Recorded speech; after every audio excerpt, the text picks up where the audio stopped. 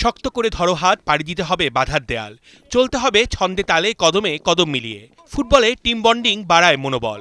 প্রতিপক্ষ ভারত হোক যতই শক্তিশালী, এবার লাল সবুজরা লড়বে চোখে চোখ রেখে। হামজা বাংলার ফুটবলের বড় পাওয়া, ওর সাথে তাল মিলিয়ে মাঠে গর্জন তুলতে তৈরি হচ্ছে বাকিরা।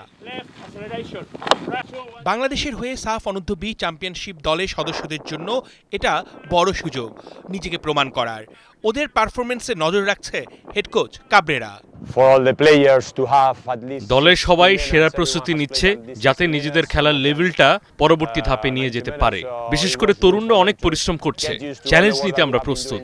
আমি আশা করছি ভারতের সাথে ম্যাচটা খুবই প্রতিদ্বন্দ্বিতাপূর্ণ হবে।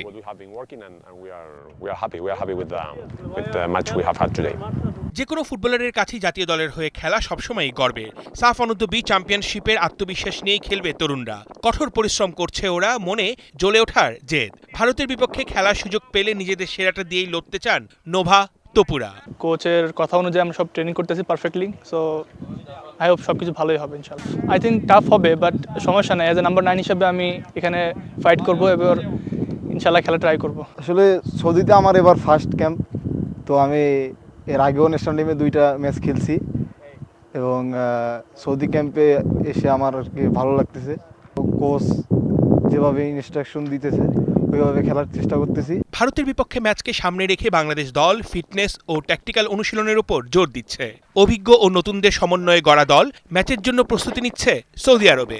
বাংলাদেশের ফুটবল প্রেমীরা ভারতের বিপক্ষে হামজা, জামাল, তপুদের দারুণ পারফরমেন্স দেখার অপেক্ষায়। অর্ণব বাপি, ৭১।